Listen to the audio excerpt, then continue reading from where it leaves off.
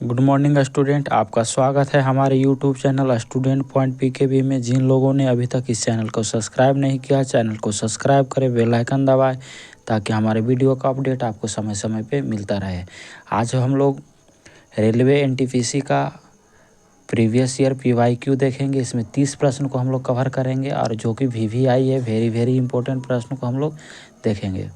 तो पहला प्रश्न हम लोगों का है कि प्रोटॉन का खोज किसने किया था। प्रोटॉन का खोज किसने किया, तो कल भी ऐसा प्रश्न आया था। प्रोटॉन का खोज किया था रदरफोर्ड। किसने किया था? रदरफोर्ड। आगे हम लोग बात करते हैं कि जे थॉमसन ने किसका खोज किया था इलेक्ट्रॉन का। किसका? इलेक्ट्रॉन का। इलेक्ट्रॉन का खोज किसने किया? जे थॉमसन ने। वहीं चैडविक किसका खोज किया था? तो न्यूट्रॉन का। न्यूट्रॉन का खोज किया चैडविक ने। न्यूट्रॉन का खोज किया चैडविक ने। आगे प्रश्न को हम लोग देखेंगे। प्रश्न नंबर 2। अगला प्रश्न है हम लोगों का कि द्रव्यमान का एसआई मात्रक क्या होता है। तो द्रव्यमान का एसआई मात्रक होता है किलोग्राम। क्या होता है? किलोग्राम। वहीं बात कर लिया जाए कि न्यूटन किसका मात्रक है, तो न्यूटन है बल का एसआई मात्रक। किसका है? बल का एसआई मात्रक होता है न्यूटन। और आगे बात कर लिया जाए प्रश्न नंबर 3 का। प्रश्न नंबर 3 क्या कह रहा है? कह रहा कौन सा प्रश्न नंबर 3 कह रहा कि कौन सा अम्ल खट्टे फलों में पाया जाता है। तो खट्टे फलों में पाया जाता है सिट्रिक अम्ल। ऑप्शन नंबर सी सही हो जाएगा। खट्टे फलों में कौन सा अम्ल पाया जाता है? तो सिट्रिक अम्ल। वहीं सल्फ्यूरिक अम्ल का बात किया जाए तो सल्फ्यूरिक अम्ल किस में पाया जाता है? कार्बैट्रिक में। किस में? कार का बैटरी में पाया जाता है सल्फ्यूरिक अम्ल। बैटरियों में पाया जाता है। सल्फ्यूरिक अम्ल का रासायनिक सूत्र का बात किया जाए तो इसका होता है H2SO4। H2SO4। आगे बात करते हैं हम लोग प्रश्न नंबर 4 का। प्रश्न नंबर 4 हम लोग का कह रहा है कि मानव शरीर की सबसे बड़ी ग्रंथि कौन सी है। मानव शरीर की सबसे बड़ी ग्रंथि कौन सी है? तो मानव शरीर की सबसे बड़ी ग्रंथि हो जाता है यकृत। Option number A. क्या हो जाएगा? यकृत। Option number A. अगला प्रश्न हम लोग देखेंगे प्रश्न नंबर 5 को। तो प्रश्न नंबर 5 कह रहा है कि विद्युत धारा का एसआई मात्रक क्या होता है। तो विद्युत धारा का एसआई मात्रक होता है एम्पियर। Option number A. वहीं बात कर लिया जाए कि वाट किसका एसआई मात्रक है, तो शक्ति का। किसका है? शक्ति का। शक्ति का एसआई मात्रक क्या होता है? वाट। शक्ति का एसआई मात्रक होता है वाट। वहीं पे कह दिया जाए कि ओम किसका एसआई मात्रक है, तो प्रतिरोध का। किसका? विद्युत प्रतिरोध का। विद्युत प्रतिरोध का एसआई मात्रक है ओम। विद्युत प्रतिरोध का एसआई मात्रक है ओम। आगे हम लोग देखेंगे प्रश्न नंबर 6। प्रश्न नंबर 6 हम लोगों को कह रहा है कि डीएनए की संरचना का खोज किसने किया था। डीएनए की संरचना का खोज किसने किया था? तो डीएनए की संरचना का खोज किया था वाटसन एंड क्रिक। वाटसन और क्रिक ने डीएनए की खोज कब किया था? तो 1953 में। कब किया था? 1953 में। इसके लिए उन्हें नोबेल पुरस्कार भी मिला। नोबेल पुरस्कार कब मिला? तो 1962 में। 1962 में वाटसन एंड क्रिक को नोबेल पुरस्कार मिला 1962 में। क्यों? क्योंकि इन्होंने डीएनए की संरचना का खोज किया था। आगे देखेंगे प्रश्न नंबर हम लोग 7। प्रश्न नंबर 7 हम लोग को कह रहा है कि कौन सा विटामिन सूर्य के किरण से प्राप्त होता है। तो सूर्य के किरण से प्राप्त होता है vitamin D. Vitamin D. Option number D ही हो जाएगा। वहीं पे बात किया जाए कि विटामिन ए किस में पाया जाता है, तो विटामिन ए पाया जाता है गाजर में। किस में? गाजर में पाया जाता है सबसे ज़्यादा। ऐसे और बहुत सारी चीज़ में पाया जाता है लेकिन ज़्यादा गाजर में पाया जाता है। वहीं विटामिन बी की बात कर लिया जाए तो विटामिन बी किस में पाया जाता है, तो मांस में पाया जाता है, मछली में पाया जाता है, गेहूँ रोटी ये सब वगैरह में पाया जाता है। वहीं विटामिन सी का बात कर लिया जाए तो विटामिन सी खट्टे फलों और सब्जियों में पाया जाता है। ऐसे कहा था विटामिन सी सबसे ज़्यादा किस में पाया जाता है, तो हम लोग बोलेंगे आंवला में। किस में? आंवला में। आगे हम लोग बात करेंगे हम लोग प्रश्न नंबर 8 का। तो प्रश्न नंबर 8 कह रहा है कि ध्वनि की चाल सबसे अधिक किस माध्यम में होती है। तो ध्वनि की चाल सबसे अधिक होती है ठोस में। किस में? ठोस में। और यहीं कम का बात कहता तो कम सबसे कम किस में होता है? गैस में। गैसों में सबसे कम होता है ध्वनि की चाल और ठोस में सबसे ज़्यादा होता है। आगे हम लोग देखेंगे प्रश्न नंबर 9 को। प्रश्न नंबर 9 क्या कह रहा है? किस ग्रह को लाल ग्रह कहा जाता है। लाल ग्रह किसे कहा जाता है? तो लाल ग्रह कहा जाता है मंगल। Option number B. मंगल ग्रह को लाल ग्रह कहा जाता है। यहीं पृथ्वी की बात कर लिया जाए तो पृथ्वी को कहा जाता है नीला ग्रह। पृथ्वी को क्या कहा जाता है? नीला ग्रह कहा जाता है। पृथ्वी को कहा जाता है नीला ग्रह। और वहीं पे बात कर लिया जाए बृहस्पति को, तो बृहस्पति को कहा जाता है पीला ग्रह। क्या कहा जाता है? पीला ग्रह कहा जाता है। और सबसे अधिक उपग्रह वाला ग्रह भी किसे कहा जाता है? तो बृहस्पति का। बृहस्पति ग्रह का उपग्रह ज़्यादा है। और शुक्र के बारे में तो आप लोग जानते होंगे।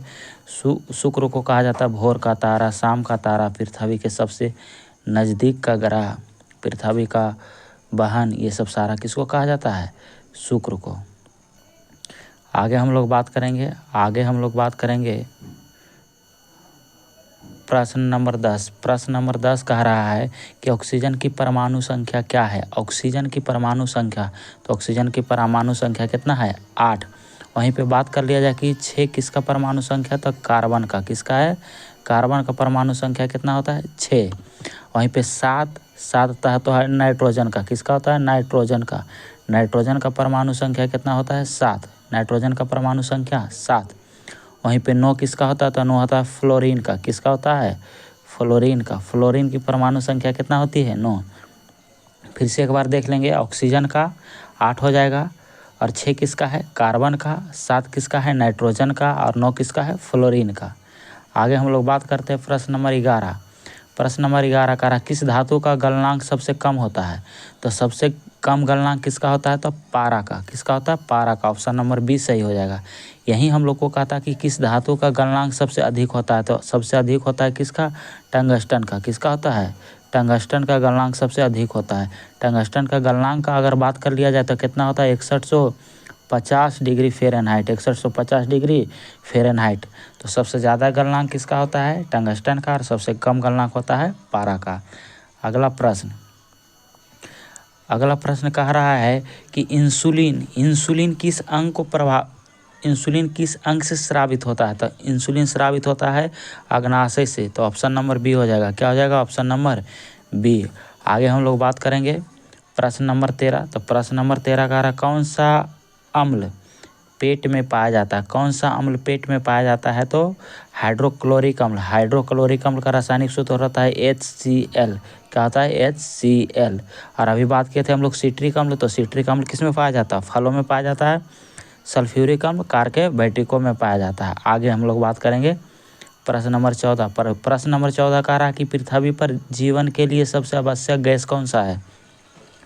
तो पृथ्वी पर जीवन के लिए सबसे आवश्यक गैस है ऑक्सीजन, जो कि कितना प्रतिशत है? 21%। और वायुमंडल में सबसे ज़्यादा कौन सा गैस? नाइट्रोजन। कितना? 78%। वहीं बात कर लिया जाए कार्बन डाइऑक्साइड का, तो कार्बन डाइऑक्साइड का 0.003%।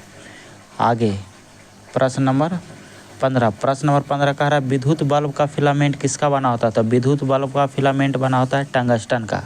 किसका बना होता है? टंगस्टन का। तो याद रखेंगे हम लोग विद्युत बल्ब का फिलामेंट किसका होता है? टंगस्टन का। टंगस्टन का गलनांक होता है 6150 डिग्री फ़ारेनहाइट। सबसे अधिक गलनांक इसी का होता है। आगे बात करेंगे हम लोग प्रश्न नंबर 16। प्रश्न नंबर 16 कह रहा है कि मानव शरीर में कितना हड्डियां होता है? तो एक वयस्क मानव में हड्डियों की संख्या होता है 206। यही कहा था कि बाल्यावस्था में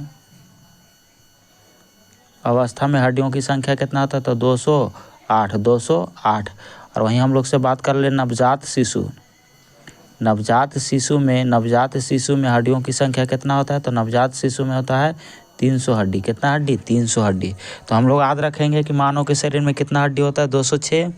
बाल्यावस्था में हड्डियों की संख्या 208। और वहीं नवजात शिशु में हड्डियों की संख्या 300।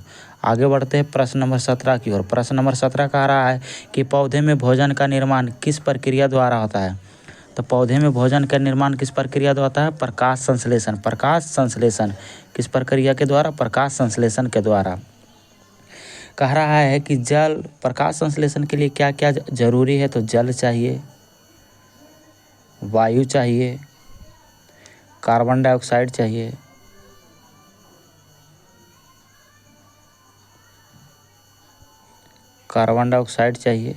और चाहिए क्या?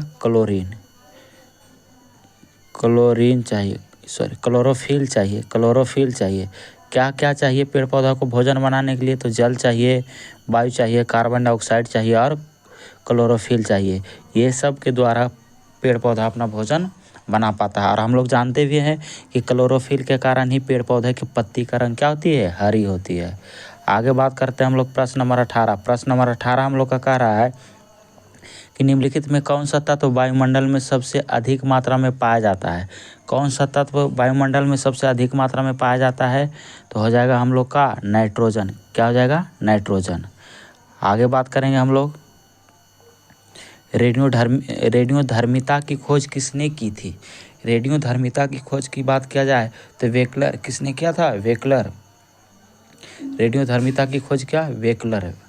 आगे बात करते हैं हम लोग प्रश्न नंबर 20। रक्त का लाल रंग किसके कारण होता है? तो रक्त का रंग लाल किसके कारण होता है? तो हीमोग्लोबिन के कारण। किसके कारण? हीमोग्लोबिन के कारण। प्रश्न नंबर बी। वहीं बात कर लिया जाए प्लाज्मा का, तो मनुष्य के शरीर में प्लाज्मा कितना प्रतिशत होता है? तो 55%। कितना प्रतिशत? 55%। और आरबीसी का बात कर लिया जाए आरबीसी का, तो आरबीसी का जीवन काल कितना दिन होता है? 20 से 120 दिन। कितना? 120 दिन। और वहीं डब्ल्यूबीसी का बात कर लिया जाए डब्ल्यूबीसी का बात कर लिया जाए तो डब्ल्यूबीसी का जीवन काल होता है 13 से 20 दिन तक का होता है। कितना दिन? 20 दिन का। वाइट ब्लड कर्पोसेल्स और रेड ब्लड कर्पोसेल्स इसका फुल फॉर्म होता है। तो आप लोग याद रखेंगे कि खून का रंग लाल क्यों होता है? हीमोग्लोबिन के कारण। प्रश्न नंबर 20 का ऑप्शन हो जाएगा बी। प्लाज्मा मानव शरीर में कितना? 55%। आरबीसी का जीवन काल 20 से 120 दिन। डब्ल्यूबीसी का जीवन काल 13 से 120 दिन। आगे बात करते हैं हम लोग प्रश्न नंबर 21। प्रश्न नंबर 21 कह रहा है ध्वनि की चाल सबसे अधिक किस में होती है? तो ध्वनि की चाल सबसे अधिक किस में होती है? तो इसका आंसर हो जाएगा ठोस में। किस में? ठोस में। और हम लोग जानते हैं कि सबसे कम होता है किस में? गैस में। आगे बात करते हैं हम लोग आगे बात करेंगे प्रश्न नंबर 22 का। प्रश्न नंबर 22 हम लोग का क्या कह रहा है? अम्लीय वर्षा किसके कारण होता है? अम्लीय वर्षा किसके कारण होता है? तो सल्फर डाइऑक्साइड और नाइट्रस ऑक्साइड। तो यहाँ पे दिया है ऑप्शन में सल्फर डाइऑक्साइड, तो हम लोग का आंसर हो जाएगा सी। अम्लीय वर्षा का किसके कारण होता है? तो SO2 और किसके साथ? NO2। ये दोनों मिल करके अम्लीय वर्षा कराता है। आगे बढ़ते हैं प्रश्न नंबर 23। प्रश्न नंबर 23 कह रहा है कि ग्रहण कब होता है? तो ग्रहण होता है जब चंद्रमा पृथ्वी के बीच में आ जाता है। जब चंद्रमा पृथ्वी के। प्रश्न नंबर सी हो जाएगा सही। आगे हम लोग बात करते हैं आगे बात करेंगे हम लोग प्रश्न नंबर 24। प्रश्न नंबर 24 कह रहा है कि ओजोन परत पृथ्वी को किससे बचाती है? तो ओजोन परत पृथ्वी को बचाता है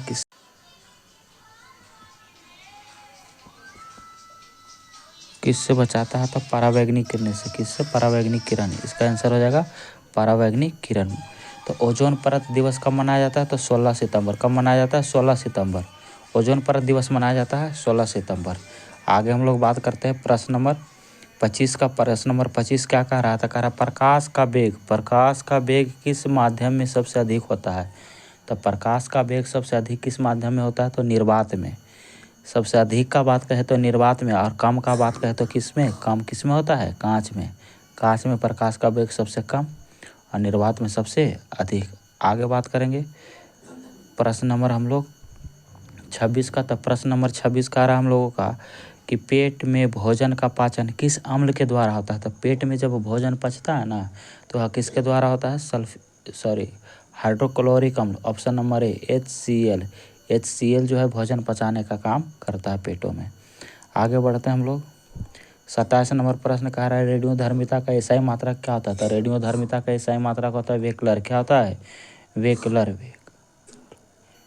हो जाएगा ऑप्शन नंबर सी सही।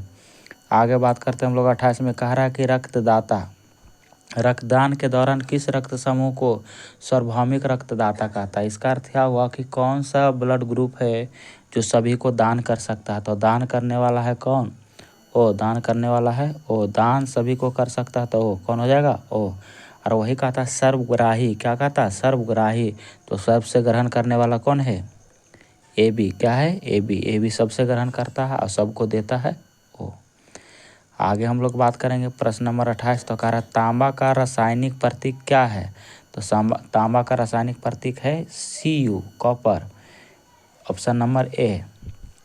आगे हम लोग बात करेंगे कि मानव शरीर में सबसे बड़ी हड्डी कौन सी है। तो मानव शरीर में सबसे बड़ी हड्डी है जांघ की हड्डी होती है, जिसका नाम है फीमर। क्या है? जिसका नाम है फीमर। वहीं कहेगा कि मानव शरीर में सबसे मजबूत हड्डी तो ये होता है जबड़े की हड्डी। क्या होती है? जबड़े की हड्डी। वही कहता है रीढ़ में कितनी हड्डियाँ होता है, तो रीढ़ में होता है 33 हड्डी। रीढ़ में कितना हड्डी? 33। अगर वीडियो अच्छा लगा तो वीडियो को लाइक करें, चैनल को सब्सक्राइब करें, ज़्यादा से ज़्यादा दोस्तों में शेयर करें।